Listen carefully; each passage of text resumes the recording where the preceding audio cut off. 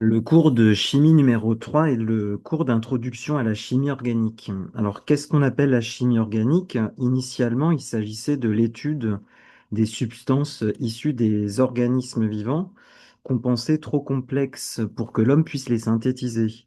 Mais au 19e siècle, les progrès scientifiques ont fait que la chimie s'est pas mal développée et on a réussi, différents scientifiques ont réussi à synthétiser finalement des molécules organiques comme Chevreul, Wohler ou Berthelot.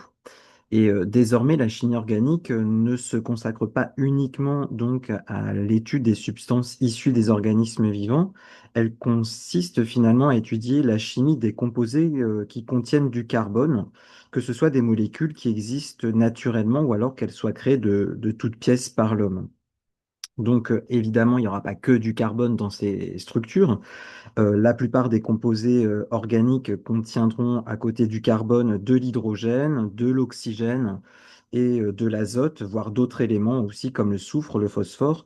Alors, on appellera d'ailleurs tous ces éléments autres que le carbone et l'hydrogène, donc par exemple l'azote, le soufre, l'oxygène, on appellera ça des hétéroatomes. C'est un vocabulaire que j'utiliserai de temps en temps.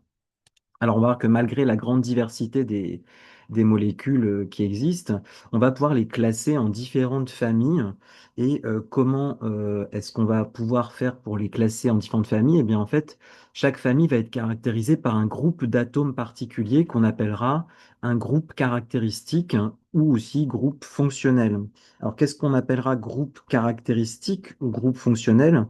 Ce seront des groupes d'atomes autres que des liaisons carbone-carbone et carbone-hydrogène, puisque finalement ces liaisons carbone-carbone et carbone-hydrogène sont présentes dans la plupart de tous les composés organiques. Donc dès qu'on aura autre chose que du carbone-carbone ou que du carbone-hydrogène comme liaison, ce sera un groupe caractéristique et qui donc caractérisera, comme son nom l'indique, une famille de molécules organiques particulières. Première famille à connaître, donc là on va en énumérer un certain nombre qu'il faudra connaître. Donc la famille des alcanes, qui finalement, si on regarde bien, comme le méthane, qui est un gaz naturel, CH4, le butane, également un gaz, l'isoctane, qui est un composant de carburant, le cyclohexane, dont on se sert comme solvant généralement.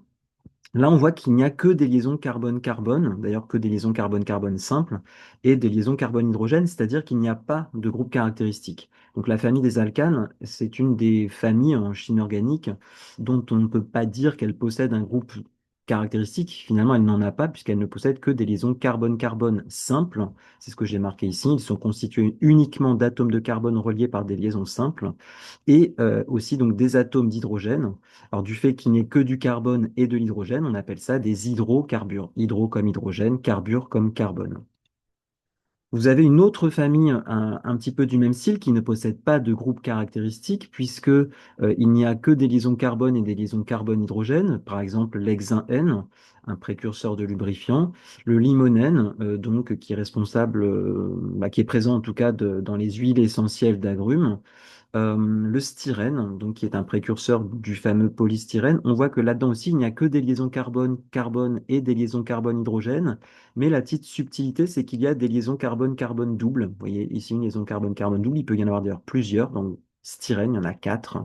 Dans le limonène, il y en a deux. Donc les alcènes, c'est le nom de cette famille. Ce sont les molécules qui posséderont une ou plusieurs doubles liaisons carbone-carbone.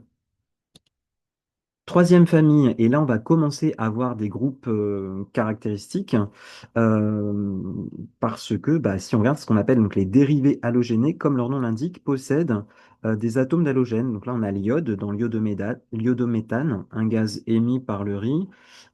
Ici dans ce composant, donc le 1-chlorobutane qui est un vermifuge, on voit qu'il y a un atome de chlore. Et je l'ai pris l'exemple aussi du 1,1,1,2 tétrafluoroéthane. On a quatre groupes fluoraux. Donc, il faut savoir repérer les groupes caractéristiques, donc ceux qui sont entourés ici. Et donc, les dérivés halogénés ont la caractéristique donc, de posséder un groupe halogéno. Donc, il faut savoir également nommer les groupes d'atomes caractéristiques.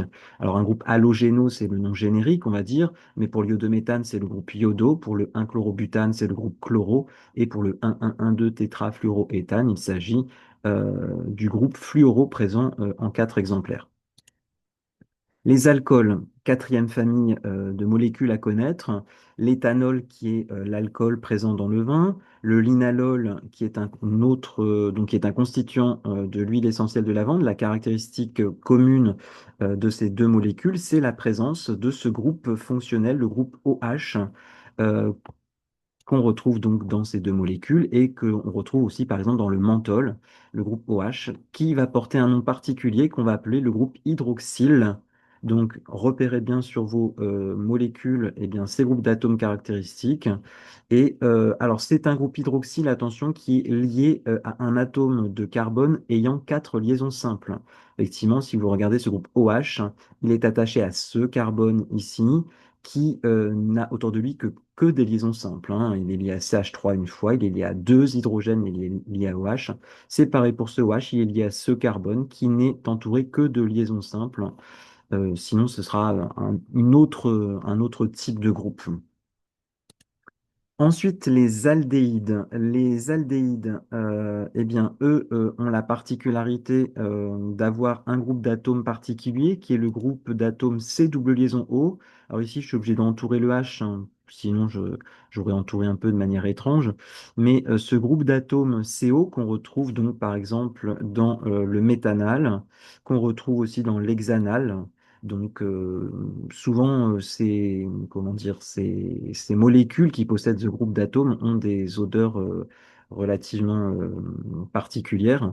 Le citronellal également, constituant de l'huile essentielle de citronnelle, on retrouve ce groupe d'atomes C double liaison O, mais qui systématiquement, vous voyez, se trouve à l'extrémité d'une chaîne carbonée. C'est-à-dire que finalement, il y a au moins un hydrogène attaché au carbone de ce groupe C double liaison O qu'on retrouve ici. Là, il y a deux hydrogènes, mais là, il y a un hydrogène, mais il sera toujours en bout de chaîne carbonée, à l'extrémité d'une chaîne carbonée.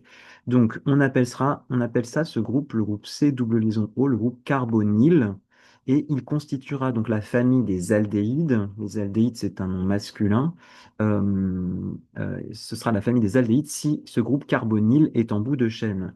Parce que ce groupe carbonyle, finalement, il pourrait être non pas en bout de chaîne carbonée, mais il pourrait être coincé, si vous voulez, entre deux carbones. Vous voyez ici dans l'acétone, on retrouve que le groupe C double liaison O, qui est aussi donc le groupe carbonyle, mais il est coincé entre le carbone du CH3 de gauche et le carbone du CH3 de droite.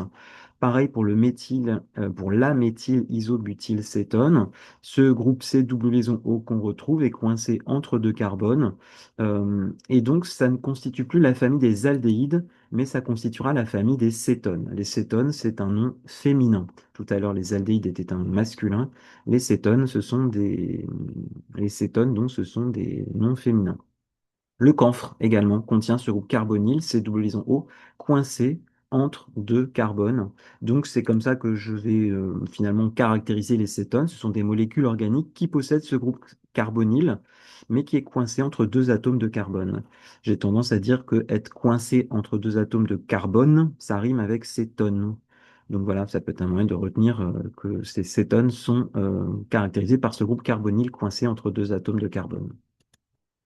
Les acides carboxyliques, hein, le groupe d'atomes caractéristiques de ces différentes molécules, comme l'acide butyrique hein, ou l'acide acétique représenté ici, c'est le groupe d'atomes C double liaison O, simple liaison OH, hein, que parfois on voit noté sous forme euh, plus concise, sous la forme COOH, hein. Mais il faut bien comprendre qu'il y a un C double liaison O et sur le même C, une simple liaison liée à un OH.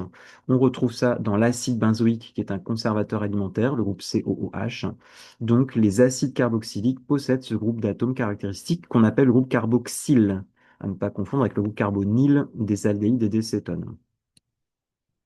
Les amines, qui sont des noms féminins, on dit une amine, qu'on a par exemple au niveau de la cadavérine, de la butane 1-amine, donc des odeurs relativement fortes. Et là, le groupe d'atomes caractéristique, c'est le groupe NH2. Alors là, il est présent en deux exemplaires dans la cadavérine, en bout de chaîne ici, mais ça pourrait très bien être au milieu d'une chaîne, hein. La butane 1-amine, précurseur de pesticides et de médicaments, on retrouve ce groupe amino, NH2. Et dans la triéthylamine, dont on se sert de solvant. Alors, vous voyez, la petite différence pour la triéthylamine, c'est que l'atome d'azote ne possède pas deux hydrogènes, c'est-à-dire que les deux atomes d'hydrogène qu'il y a dans le groupe amino peuvent être remplacés finalement par une chaîne carbonée et même par une deuxième chaîne carbonée. Donc, on pourrait avoir donc un remplacement. Ici, c'est ce qu'on a noté donc pour les amines, elles possèdent ce groupe d'atomes caractéristiques NH2 amino et j'ai marqué pour lequel les atomes d'hydrogène peuvent être remplacés par des chaînes carbonées, comme on a un exemple de la triéthylamine. Du coup, là, on parlera d'une amine tertiaire, en fait. Une amine tertiaire, c'est une amine dans laquelle les deux atomes d'hydrogène ont été remplacés par des chaînes carbonées. Et finalement, j'ai trois chaînes carbonées qui partent de l'atome d'azote. En contrepartie, vous voyez, la butane 1-amine, là, j'ai le NH2 initial, j'ai une seule chaîne carbonée attachée à l'atome d'azote. Là, on parlera d'amine primaire. Alors vous imaginez bien qu'il peut y avoir des amines secondaires. C'est si je n'ai qu'un seul atome d'hydrogène qui est remplacé par une chaîne carbonée. Vous voyez ici, ce serait NH, et puis une chaîne carbonée qui partirait, par exemple, sur la droite. Là, ce serait une amine secondaire. Mais déjà, sachez que s'il y a le groupe NH2 ou un atome d'azote ici avec des chaînes carbonées qui en partent, eh bien, c'est le groupe amino caractéristique des amineux. À côté de ça, vous avez les amis 2. Les amis 2, eux, ce sont des noms masculins, on dit un amide. Là, le groupe d'atomes caractéristiques, c'est le groupe CONH2 qu'on retrouve dans l'isovaléramide ou dans le diméthylformamide. Alors, même principe, vous voyez, au niveau de l'atome d'azote, là, j'ai deux hydrogènes. Et vous voyez que ici, dans le diméthylformamide, les deux atomes d'hydrogène ont disparu, mais ils ont été remplacés par des chaînes carbonées. Donc là, c'est un peu le même principe. On parlera d'un amide primaire pour l'isovaléramide, parce que le groupe NH2 est intact. Mais là, les deux hydrogènes ont été remplacés par des chaînes carbonées, donc on parlera d'un amide tertiaire pour le diméthylformamide. Et j'ai pris l'exemple du caprolactame, qui est un amide cyclique. On a bien le C double liaison ON et un seul H, hein, puisque de l'autre côté, j'ai un H qui a été finalement remplacé par une chaîne carbonée. Là, ce serait finalement un amide secondaire et cyclique. En tout cas, donc, on a ce groupe caractéristique CONH2, qu'on appelle le groupe amido, pour lequel les atomes d'hydrogène peuvent éventuellement être remplacés par des chaînes carbonées, comme le montrent les exemples du diméthylformamide et du caprolactame. Les esters, autre famille de molécules organiques, comme l'acétate d'isoamyle à l'odeur de banane, on a ce groupe d'atomes C double liaison O simple liaison O, comme dans l'éthanoate d'éthyle, solvant, parfum, entomologie. Ce sont des molécules, elles aussi particulièrement odorantes. Et là, on a la caprolactone, donc, qui possède bien ce groupe d'atomes C double liaison O simple liaison O, qu'on voit parfois nommé juste sous la forme COO, mais il faut bien comprendre que COO, c'est donc le groupe ester. COO, il faut comprendre que c'est C double liaison O, simple liaison O, d'accord? Avec un R qui est forcément différent de H, parce que la chaîne carbonée, c'est cette chaîne carbonée hein, finalement que j'évoque, qui est liée simplement à l'oxygène, cette chaîne carbonée ici. euh, Grand R, eh bien, il faut que ce soit autre chose que H, parce que si à la place de tout ça, vous mettez H, le groupe d'atomes caractéristique devient COOH, ça devient le groupe carboxyle caractéristique de la famille des acides carboxyliques. Autre famille, les thiols. Les thiols, également des molécules particulièrement odorantes. CH3SH, donc le méthane-thiol, l'éthane-thiol, et puis donc j'ai mis l'exemple du 3-méthylbutane-1-thiol, possède ce groupe d'atomes SH qu'on appelle le groupe sulfhydryl. Donc ça caractérisera ces molécules-là, qu'on appelle donc les thiols. Et enfin, avant-dernière famille, les hémiacétales. Les hémiacétales, ce sont des molécules qui, sur le même atome de carbone, possèdent et le groupe d'atomes OH et un groupe d'atomes que j'ai noté O ici, OCH2CH3, mais j'ai résumé ça sous la forme OR, R étant donc une chaîne carbonée, sur le même atome de carbone. D'accord? Il faut qu'il soit sur le même atome de carbone, celui-ci, et le groupe OH et le groupe OR. Donc ça, c'est ce qu'on appellera les hémiacétales. Et enfin, dernière famille de molécules, les acétales, qui possèdent sur le même atome de carbone deux chaînes de type OR. Alors là, la chaîne O CH2CH3 est la même qu'ici OCH2CH3, mais ça pourrait être deux chaînes différentes. Par exemple, OCH2CH3 ici, et puis ici simplement OCH3. Donc c'est pour ça qu'ici j'ai indiqué, ce sont des molécules qui portent les groupes d'atomes OR et OR', sachant que R et F' peuvent être identiques ou différents.